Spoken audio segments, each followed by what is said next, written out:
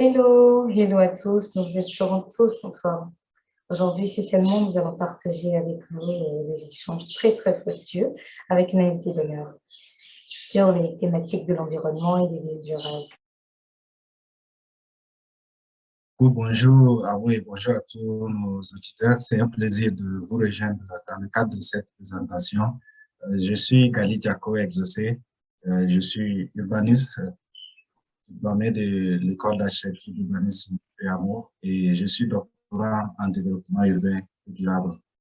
Voilà, donc je suis aussi particulièrement intéressé par les questions de changement climatique. On aura la question d'aborder tout cela tout au long de cette présentation. Merci beaucoup pour l'invitation.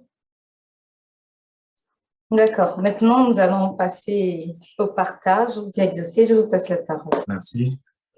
Encore merci pour cette opportunité de partage. Donc, nous allons parler, comme vous l'avez dit, de l'environnement en milieu urbain et de cette occasion spécifique qui est la journée de l'arbre. Donc, c'est dans le cadre des activités de la Youth Architect Community qui nous réunit. La Youth Architect Community qui est une association de promotion de la lutte pour la protection de l'environnement, le leadership vert, etc.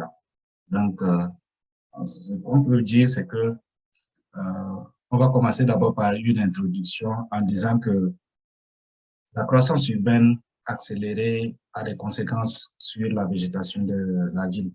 Donc, l'accroissement de la population et des activités dans les espaces urbains a entraîné plusieurs conséquences, dont les pollutions, l'extension vers les zones naturelles, donc la réduction des espaces agricoles, la coupe abusive des bois, etc. Et donc, ces différents éléments ont eu des impacts négatifs, ce qui a entraîné la réduction des espaces végétalisés en ville. Donc, au vu de cette situation qui n'est pas sans conséquence, il y a une demande urgente d'assurer une offre d'un cadre de vie agréable. Les citadins sont dans une situation où ils réclament un cadre de vie qui est agréable pour pouvoir venir au bout des problèmes engendrés par la croissance humaine accélérée. Donc, dans ce cadre, il y a des recherches de solutions qui se font sur plusieurs aspects, dans plusieurs domaines, dont les recherches de solutions qui sont faites par les techniciens, que nous sommes les techniciens de l'aménagement urbain, dont les urbanistes et les architectes, les ingénieurs, des paysagistes et des environnementalistes, etc., mais aussi des politiques. Quand nous parlons des politiques, nous voyons donc le pouvoir, que ce soit central, local, etc. Nous allons aussi revenir sur ces aspects dans la présentation. Au vu de cette situation que nous avons brièvement présentée, il se pose une question fondamentale. Comment concilier la demande croissante en espace à bâtir en milieu urbain et la mise en œuvre d'une stratégie de reproduction? Donc, il y a une demande croissante en espace qui se fait et c'est pour cela que les gens sont plus engagés dans la destruction des espaces verts pour pouvoir construire. Maintenant, nous réfléchissons aussi à la question de végétalisation ou bien de revégétalisation des villes. Comment est-ce qu'on pourra faire la conciliation de ces deux aspects?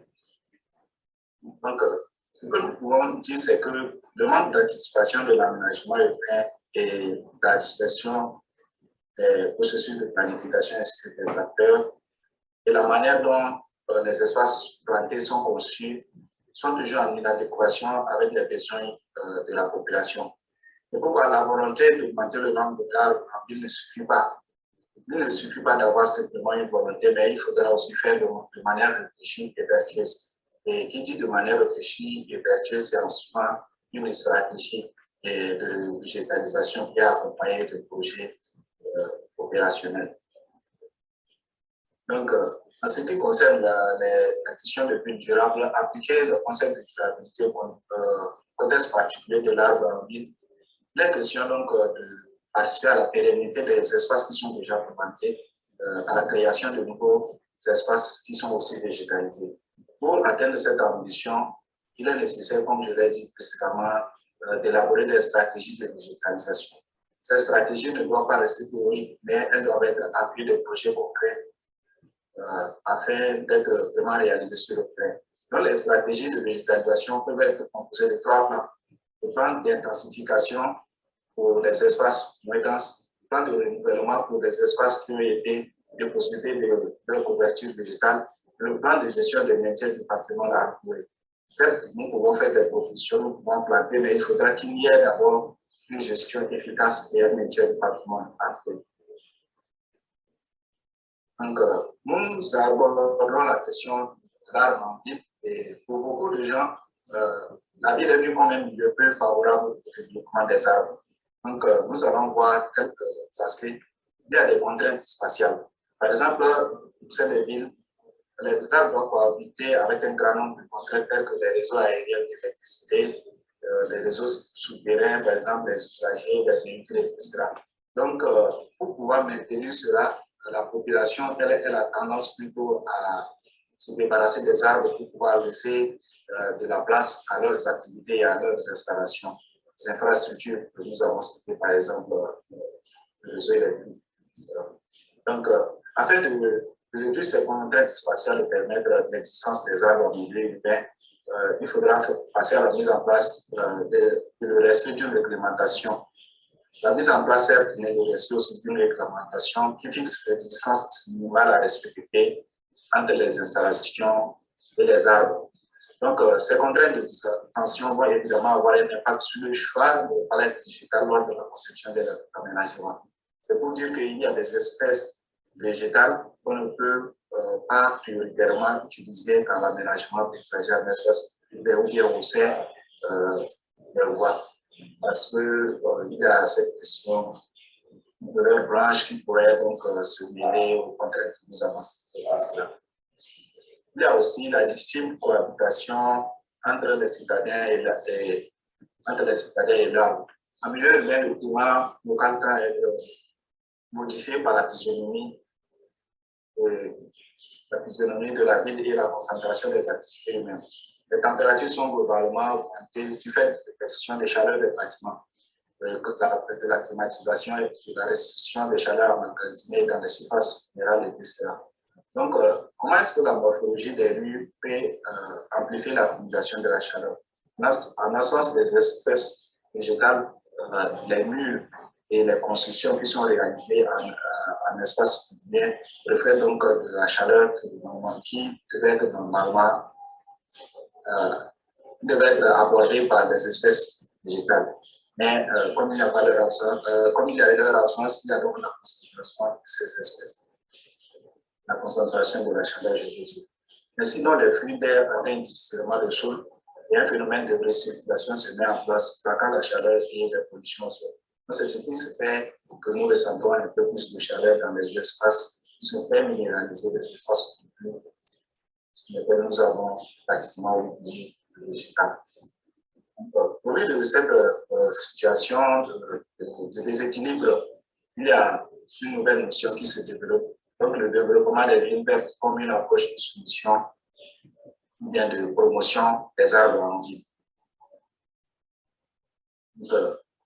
Qu'est-ce qu'on pourra dire sur cet aspect? La ville verte est une réponse à l'urgence écologique et à ces enjeux. Les enjeux sont globalement les enjeux environnementaux et sociaux. Donc, tous les professionnels qui sont concernés par l'urbanisme et les enjeux d'un environnement sain, ou bien d'une ville plus verte, collaborent pour apporter des solutions écologiques.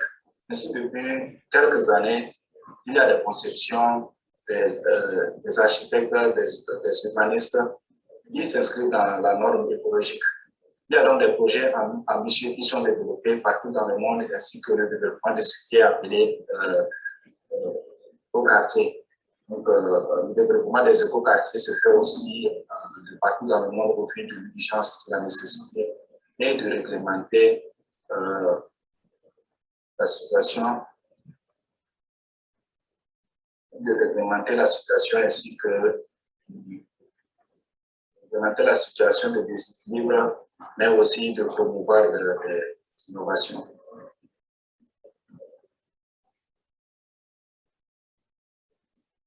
Qu'est-ce qui pourrait être une ville verte? Une ville verte, c'est une ville autonome. C'est aussi une ville à objectif zéro déchet. C'est une ville aussi basée sur la mobilité écologique. Donc, nous allons essayer de voir ces différents aspects tout au long de cette présentation. La ville autonome. Donc, une ville verte, ça doit être autonome sur le plan énergétique ainsi que sur le plan alimentaire. Donc, dans le cadre d'une ville verte, cette ville doit être autonome, elle doit être capable de produire son énergie. L'énergie peut être produite à partir donc, de l'éolien ou bien de l'énergie solaire, etc. Mais comme je l'ai dit, il y a des innovations qui se font dans ce sens, par exemple à travers la construction de ce que sont appelés les cours fertiles. Ce sont des constructions de grande hauteur sur lesquelles il y a non seulement de la production de l'énergie propre, mais aussi de la pratique de l'agriculture urbaine pour pouvoir assurer une certaine autonomie en termes de consommation citadine. Donc, une ville verte, c'est une ville aussi qui a un objectif zéro déchet. L'objectif zéro déchet, ça s'appuie sur l'accès à des gestes simples. Par exemple, la diminution des emballages, l'utilisation des produits naturels, la réutilisation des matériaux. Donc, l'objectif zéro déchet s'appuie sur la règle appelée la règle 3R. 3R, c'est réduire, réutiliser, recycler. Il faudra que nos déchets soient réduits à la base. Par exemple, en parlant de l'utilisation des emballages ou bien tout ce que nous produisons comme déchets, quand il y a la possibilité de ne pas produire de déchets, il faudra le faire. C'est la réduction à la base. Après cela, il y a la réutilisation. C'est l'élément que nous avons utilisé une fois, s'il y a la possibilité de réutiliser ces éléments, nous devons faire cela avant de passer à l'acquisition d'un autre élément. Il y a aussi le recyclage. Le recyclage, c'est la remise dans le cycle d'utilisation d'un produit qui a déjà été utilisé et qui semble ne plus avoir de valeur, mais qu'on remet dans le cycle d'utilisation. Que ce soit sous la forme d'un même élément ou bien que ce soit sous la forme d'un autre élément produit à partir du déchet d'un élément donné. Voilà, donc il y a la réduction ici pour qu'on ne produise pas trop de déchets, il y a la réutilisation, il y a le recyclage. En ce qui concerne la ville verte, il y a aussi la question de la mobilité écologique. Donc, la mobilité écologique appelée mobilité durable ou mobilité. Elle se veut plus pratique et respectueuse de l'environnement. Comment se fait cette mobilité? Cette mobilité suppose l'aménagement du territoire mais au profit des transports en commun non polluants. Mais l'aménagement peut aussi viser la mobilité douce. Donc, les villes vertes mettent aussi en place des mesures incitatives pour la pratique de cette mobilité douce. En ce qui concerne la mobilité douce, il y a la marche à pied, il y a l'utilisation des véhicules, il y a l'utilisation des transports en commun comme les bus, ou bien les trains de transport sur une grande distance. Mais l'élément le plus important à retenir aussi, c'est qu'il ne suffit pas de faire la proposition de transport en commun, mais il faudra que ces modes de transport en commun, les engins utilisés soient non pollueurs. Maintenant, quelles sont les solutions que les arbres apportent? Nous avons parlé de la question des arbres, de leur diminution, du développement progressif du concept de liberté, etc. Mais quelles sont les solutions que les arbres apportent? Pourquoi devons-nous planter les arbres tout en protégeant les arbres existants? Donc, les arbres ont plusieurs avantages, dont les services écosystémiques. Donc, dans les services écosystémiques, il y a les services de soutien. Par exemple, la production d'oxygène, la production de sol, etc. Il y a les services d'approvisionnement. Ces arbres nous permettent d'assurer nos fonctions essentielles comme boire, manger, se loger, se réchauffer. Il y a les services de régularisation qui sont importants pour créer un environnement équilibré dans lequel nous pouvons nous développer. Il y a aussi les services culturels, le support de nos activités, de loisirs, notre cadre de vie, notre santé. Donc, vous avez sûrement remarqué avec nous que ici à Lomé, par exemple, le week-end, les gens sont beaucoup plus à la recherche d'un espace plus agréable, en partant particulièrement à Paris, par exemple. C'est la recherche pour cet environnement naturel-là. Il y a donc un réel problème en termes d'espace vert au sein de la ville où les gens puissent venir profiter de l'air naturel, se recréer, profiter du temps entre familles et bien faire de rencontres. Il y a aussi l'aspect de santé des cadres de vie. La présence d'espaces verts peut avoir un impact positif sur les trois composantes de la santé. Donc, ça, c'est une type de trimestre en 2020. Donc, les espaces verts permettent d'apaiser et de réduire l'agressivité des citoyens. Ils permettent aussi d'avoir une meilleure estime de soi, de diminution des symptômes de quand vous partez sous un arbre ou bien dans un espace boisé, vous remarquez de façon très pratique cette différence entre la pression qu'il y a en milieu urbain et l'état de l'environnement naturel. Donc, les espaces verts contribuent aussi à la diminution des troubles cardiovasculaires. L'autre important, c'est la régulation du climat local. L'arbre est un bioclimatiseur qui agit sur le climat urbain par deux actions, la création de l'ombrage direct et l'évapotranspiration. Donc, selon plusieurs études qui ont été faites, par exemple, on note qu'il y a une différence d'environ 10 degrés entre les façades au soleil et une façade à l'ombre. Cette différence est vraiment très grande. C'est pourquoi il faudra aller dans le sens de la promotion du verdissement des façades. Il y a aussi les fonctions des espaces verts dans la régularisation du cycle de l'eau. Les espaces verts permettent qu'il y ait une infiltration plus facile des eaux en cas de situation de pluie, par exemple. Nous remarquons qu'il y a de plus en plus d'inondations dans les espaces communs. Cela n'est pas seulement lié au manque des infrastructures d'assainissement, etc., mais cela aussi est lié à l'artificialisation des sols. Nous allons peut-être revenir sur cet aspect à la suite de cette présentation. Dans l'amélioration de la qualité de l'air aussi. Il y a la question des plus-values économiques aussi. Donc, comme la population est à la recherche des espaces verts, les parcelles ou bien les parcelles qui sont mises en vente, qui sont dotées d'espaces verts sont beaucoup plus parcelles précises. Vous verrez donc dans les différents projets d'aménagement, de promotion immobilière, qu'il y a quand même de l'espace qui est accordé pour un petit jardin ou bien un espace vert au sein de processus. Et donc, dans ce sens. Maintenant, nous tendons globalement vers la fin, mais au vu de cette situation de dégradation des espaces verts en milieu urbain et au vu de la nécessité, de l'importance d'avoir ces espaces verts, qu'est-ce qu'on pourra faire? Donc, c'est là où nous disons qu'il y a la nécessité d'un engagement à tous les niveaux de décision. Donc, il y a la nécessité d'un engagement au niveau des décideurs politiques, au niveau local, au niveau des professionnels, au niveau de la mobilisation des organisations, de la société civile, etc. Nous allons revenir donc sur ces différents éléments. Au niveau des décideurs politiques, il y a les acteurs internationaux, régionaux et nationaux. Leur engagement pourrait se faire à travers la formulation des politiques publiques et la mobilisation des financements nécessaires à la mise en œuvre de ces politiques.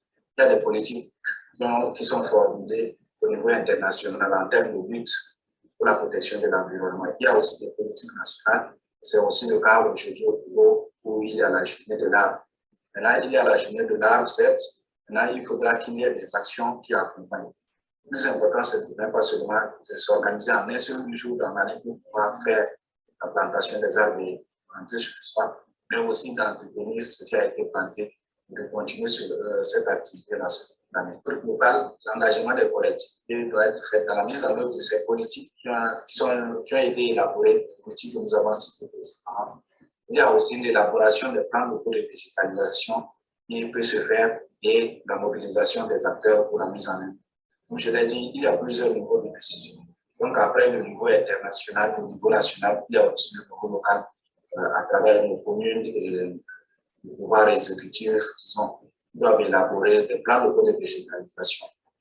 Il y a les professionnels de l'aménagement urbain qui ont aussi leur rôle à jouer. Les urbanistes, par exemple, dans la conception de leur ville, ils doivent dorénavant intégrer cette question de la végétalisation. Donc, les projets élaborés doivent être appuyés, par exemple, des plans de végétalisation. Et on pourrait même penser déjà à migrer vers des processus de financement des projets urbains qui doivent être très stricts sur ces aspects-là pour voir quel est vraiment le pourcentage que vous apportez aux espaces verts dans vos aménagements. Comment est-ce que vous intégrez les questions environnementales dans vos projets, que ce soit les projets urbanisme, que ce soit les projets d'achat. Il y a aussi des paysagistes qui participent. non seulement à l'amélioration de l'esthétique en milieu urbain, mais aussi à la protection de l'environnement. Il y a par exemple la mobilisation des organisations non gouvernementales et associations. Plusieurs organisations non gouvernementales, que ce soit sur le plan national, que ce soit sur le plan international, interviennent donc, dans la production et la mise en disponibilité des habitants des espaces verts. Il y a par exemple, sans faire de la publicité, il y a par exemple le GRED qui fait déjà des efforts considérables dans ce sens à travers la production de ce qui est appelé les pépinières urbaines, que ce soit au Burkina Faso, que ce soit au Togo, que ce soit au Sénégal. Il y a aussi il y a donc plein d'autres associations. Il y a la mobilisation des organisations de la société civile. Donc, au niveau national, au niveau international, on peut citer plusieurs exemples, mais tout le monde doit être mobilisé. Au niveau national, par exemple, il y a l'association Youth Architect Community qui fait des activités dans ce sens. Par exemple, nous avons organisé plusieurs activités dont le Green Leadership, Time, le One House, One Plan, etc. Il y a d'autres organisations, par exemple, l'OGM, l'Organisation des jeunes engagés pour le développement durable, etc. Il y a aussi ce qui doit être plus en compte, la promotion des initiatives privées. Il faudra que les personnes qui sont impliquées dans la protection de l'environnement et qui font des initiatives doivent être appuyées, que ce soit sur le plan technique, que ce soit sur le plan financier, pour pouvoir apporter des solutions qui sont vraiment adaptées au contexte local. Donc, globalement, je pense que c'est ce qu'on pourrait dire. Nous allons continuer la présentation à travers les échanges. Si vous avez des questions particulières, nous allons essayer de répondre à cela. Merci beaucoup. D'accord, merci José pour cette belle explication, ce super exposé que vous avez fait sur l'environnement et quelques notions de la vie urbaine. Alors, j'aimerais savoir, est-ce que les arbres, ce que ça représente vraiment pour la vie? Parce que pour nous, c'est comme des outils pour subvenir à nos besoins. Mais qu'est-ce que ça représente vraiment à la terre? Est-ce que vous pouvez avoir une petite expression de ce? Et la terre ont un lien très étroit. C'est vrai que les arbres poussent sur la terre, mais les arbres redonnent aussi beaucoup à la terre. Et donc, les arbres participent à un fonctionnement optimal des écosystèmes terrestres. Les arbres interviennent dans la production, comme on le sait, de l'oxygène qui est utilisé par les êtres vivants. Sans quoi il n'y aura pratiquement pas de vie sur la Terre. Les arbres luttent aussi contre le réchauffement climatique, contre les émissions de gaz à effet de serre qui sont produites. Et nous savons que s'il n'y a pas de protection contre les gaz à effet de serre, ça serait difficile aussi d'habiller sur Terre. Donc, les arbres font partie des éléments constituants de la Terre. Nous ne pouvons pas avoir la Terre telle que nous l'avons actuellement sans les arbres. Les arbres ont plusieurs fonctions à jouer, tant dans l'entretien et le maintien de la vie sur Terre. Comme nous l'avons dit, les arbres entrent aussi dans le fonctionnement du cycle de l'eau, etc. Donc, c'est un élément, lorsqu'on retire tout ce ensemble, là, ça sera vraiment compliqué pour qu'il y ait un équilibre. Voilà, donc, globalement, c'est ce que nous avons fait compétences. Ah, super. Donc là, c'est comme si nous sommes venus carrément déséquilibrer l'ordre naturel des choses. Alors, est-ce que c'est nos vies qui sont, comment dire, défavorables à l'évolution des arbres, ou bien c'est la façon dont nous construisons nos vies qui font que les arbres n'ont plus vraiment leur place dans l'écosystème?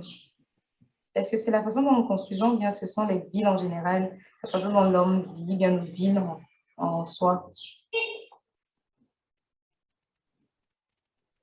Et en ce qui concerne cette question, Oui. ce que nous pouvons dire, c'est que dans notre présentation, nous Oui. avons parlé de l'aspect des arbres ou bien de la ville qui est vue comme un milieu défavorable au développement des arbres. Ça, c'est d'après les travaux qui ont été menés et ça, c'est une appréciation, disons, globale de ceux qui pensent que l'arbre, sa place, c'est plutôt en milieu rural. Et cela peut être justifié d'une certaine manière parce que les villes, dans leur développement, les habitants sont beaucoup plus dans la recherche d'espaces à bâtir. Donc, pour eux, pour vivre en ville, il faudra avoir la construction. Il faudra construire où se loger, où implanter les équipements, etc. C'est ça l'urgence qui a été vue. Donc, ce n'est pas que c'est la ville au départ qui n'est pas adaptée au développement des villes, mais c'est ce que nous faisons avec la ville. Par exemple, nous avons aussi évoqué la question de l'artificialisation des sols. Si les sols sont développés, par exemple, si nous passons imaginez un peu la surface de la terre toute couverte de carreaux, bien de pavés, etc. Ça serait difficile pour que les arbres puissent se développer dans un tel environnement. Donc, ce que nous allons dire, c'est nos manières de concevoir la ville et nos manières de les aménager qui font qu'il y a une difficulté de mettre les espaces verts au sein des villes.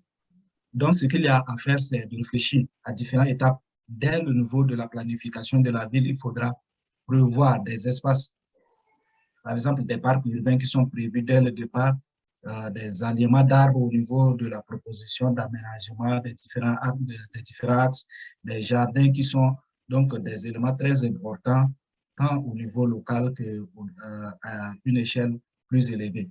Donc, on doit déjà intégrer la question des espaces verts au niveau de la réflexion, disons, de la planification du développement de la ville, ainsi qu'au niveau de l'aménagement de façon opérationnelle aussi. D'accord. Alors là, si je comprends bien, vu qu'on a déjà des villes et que d'autres sont certes pas encore établies, mais nous, on est déjà dans des villes. Est-ce que ça voudrait dire qu'on doit casser certaines infrastructures pour pouvoir y implanter des coins verts ou je ne sais pas. On fait comment bien on s'en va castrer les villes qui ont une certaine durée, on les démolit et puis on implante je ne sais pas trop, des centres ou bien des coins verts, des parcs et autres, histoire d'avoir au moins de la visibilité verte pour la planète, genre, je ne sais pas. Est-ce qu'on doit casser ces anciennes villes ou casser des trucs dans nos nouvelles villes, histoire d'implanter des coins verts? En fait, c'est que il y a des interventions qui se font après l'occupation de l'espace. Paris était devenu à un moment donné une ville où il était difficile d'y survivre. Et c'est là où celui qu'on a appelé le baron Haussmann, le préfet de Paris, a dû développer l'urbanisme, un type d'urbanisme qui est qualifié même d'haussmannien à travers les percées. Donc, il y a eu certaines restrictions de construction pour pouvoir avoir où est-ce qu'il faudra passer. Donc, je pense que c'est quelque chose qui est possible. Mais attention, il y a le coût. Est-ce que nous sommes prêts à supporter ce coût-là? Maintenant, à part cela, il y a des mesures alternatives qui doivent être prises. Par exemple, nous avons des espaces qui sont encore au sein de nos villes et qui ne sont pas valorisés. Par exemple, tout autour de nos retenues d'eau, tout autour de nos bassins de rétention, etc. Ou bien tout autour, dans les zones inondables même. Ce sont des espaces qu'on peut développer la couverture végétale. Vous voyez, pour pouvoir assurer ne serait-ce qu'un minimum d'équilibre. Les espaces verts sont programmés en suivant une norme, que ce soit la norme de l'OMS, etc.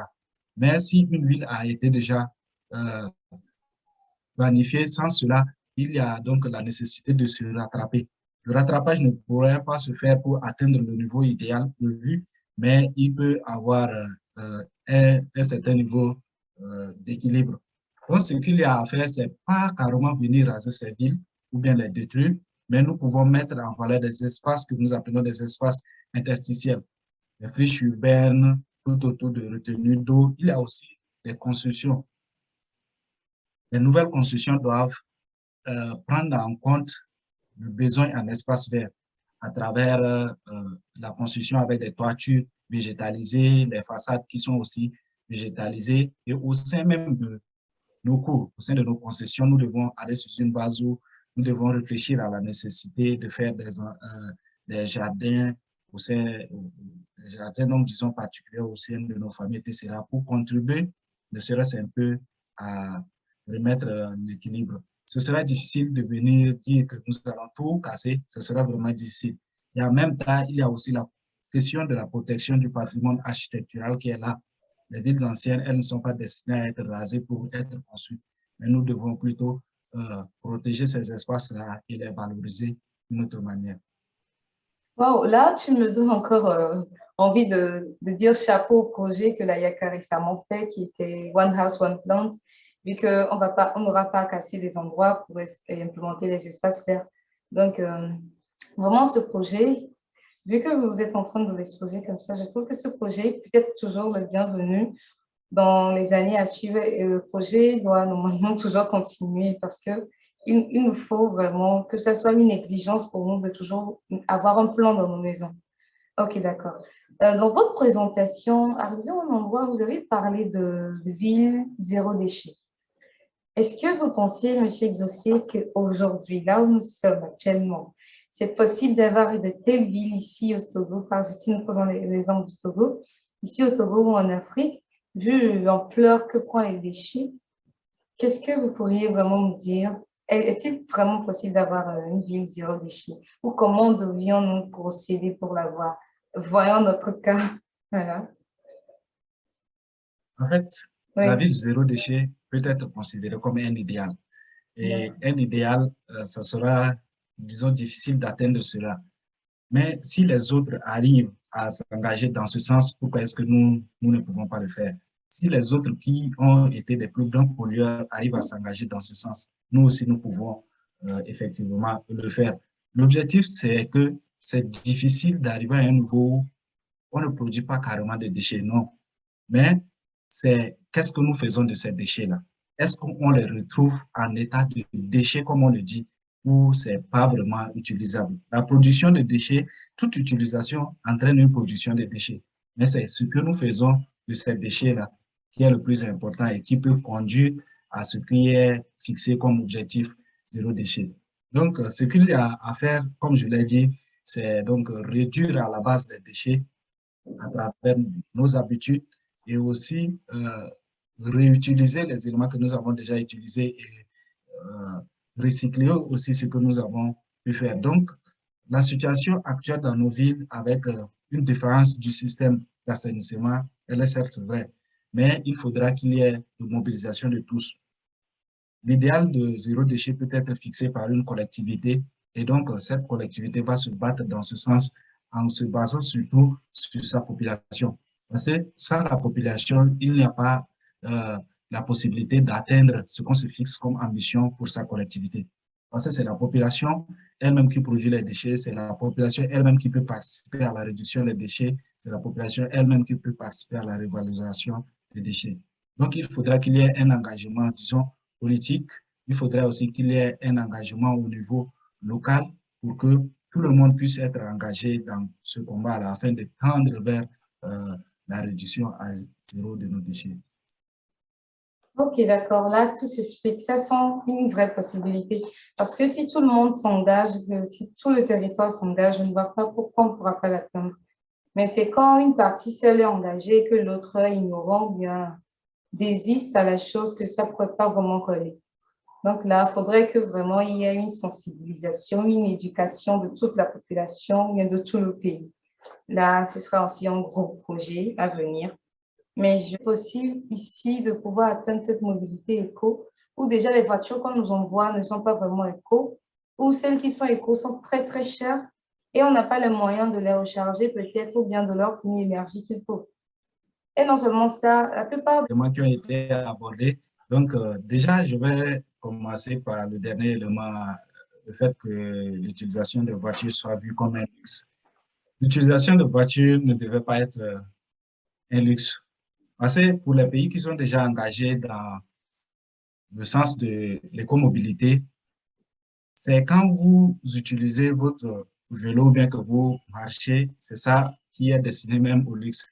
Déjà, quand vous avez des projets, par exemple, et que vous devez voyager dans certains pays d'Europe, on vous pose déjà la question pour savoir est-ce que vous êtes capable de faire du vélo, par exemple, une fois arrivé sur le site, parce qu'on sait que c'est ce qui se pratique là-bas. Donc, c'est la politique qui est en place qui fait ce qui est considéré comme luxe ou non. Vous imaginez si nous arrivons à un niveau où tous nos responsables du plus haut niveau jusqu'au niveau le plus bas. Ne soient pas impliqués dans cette question d'utilisation de véhicules, etc. La population aussi va suivre ces pas. Maintenant, en ce qui concerne les voitures importées, qui sont des voitures ayant déjà un âge très avancé, il y a des pays africains qui font des efforts. Il y a le Ghana, par exemple, il y a la Côte d'Ivoire, qui sont des exemples qu'on pourrait citer. Dans ces deux pays, il y a un certain nombre d'années que les véhicules importés ne doivent pas dépasser. Je crois qu'en Côte d'Ivoire, c'est les véhicules de pas de plus de 5 ans. Donc, si certains pays africains arrivent déjà à s'engager dans ce combat, je pense que nous pouvons suivre le pas pour pouvoir, intégrer cela dans nos habitudes. Autre élément, c'est que nous ne devons pas nous débarrasser uniquement de nos véhicules pour pouvoir tous marcher. Ce qu'il y a lieu de faire, c'est développer un transport en commun qui est adapté aux besoins de la population, qui est adapté à ses capacités financières. Donc, chaque collectivité doit arriver à un niveau où il faudra mettre en place un système de transport en commun. Ça peut être les bus. Vous voyez, la capacité d'un bus, c'est 60 places minimum. Hein. Les grands bus, il peut y avoir 60 places. Et si nous utilisons ce bus, un seul bus, ça produit donc des déchets qui sont spécifiques, bien des déchets particuliers en termes de quantité à ce bus uniquement.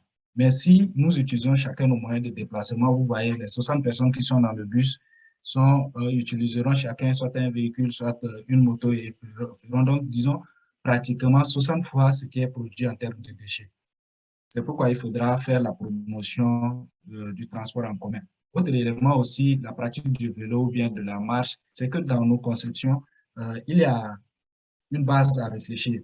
Les habitants doivent vivre, disons, à maximum 15 minutes des lieux où ils vont fréquemment. Par exemple, l'école pour les enfants, le lieu de travail, le marché, etc. Donc, avec cette distance maximum, il y a la possibilité de pratiquer la mobilité douce à travers la marche ou bien la pratique du vélo. Et surtout, n'oublions pas aussi les avantages de ces modes de déplacement pour notre santé à nous-mêmes. Nous utilisons beaucoup les voitures. Cela fait que certaines personnes manquent de temps d'exercice physique, que cela aussi influence leur santé. Donc, les ambitions, elles sont grandes. Le contexte aussi de changement climatique, etc., s'impose à nous et il faudra chercher des solutions. Il faudra donc chercher des solutions communes, des solutions adaptées au niveau local pour pouvoir avancer. Vraiment, merci beaucoup pour ce partage. Est-ce que vous avez quelque chose à nous dire pour la fin? Un conseil peut-être, ou bien quelque chose que vous envisagez partager avec nous? Ok, c'est à moi de vous remercier encore pour l'opportunité de partage que vous m'avez accordé. C'est une initiative très intéressante, une initiative à pérenniser. Il faudra aussi approcher d'autres professionnels, d'autres couches sociales. Il faudra aussi approcher la population pour que tout le monde puisse se prononcer sur ces aspects. Et après, on pourra donc faire une synthèse des avis, des volontés, des ambitions, etc. pour pouvoir construire un projet commun. Donc, la question de ville verte, la question de ville durable ne doit pas rester comme une ambition ou bien une idée utopique, mais nous devons mener des actions qui vont concrètement dans ce sens, en commençant par la population. Comme je l'ai dit, ce n'est que sur la population qu'on peut se baser pour pouvoir atteindre les objectifs que nous nous fixons. Donc, ce fut vraiment un plaisir d'échanger avec vous et j'espère que nous aurons des prochaines occasions allant dans ce sens. Merci. Merci beaucoup. Vraiment, ce fut un grand plaisir. Ok, alors là, nous vous souhaitons de passer une très, très bonne suite de programme et à la prochaine.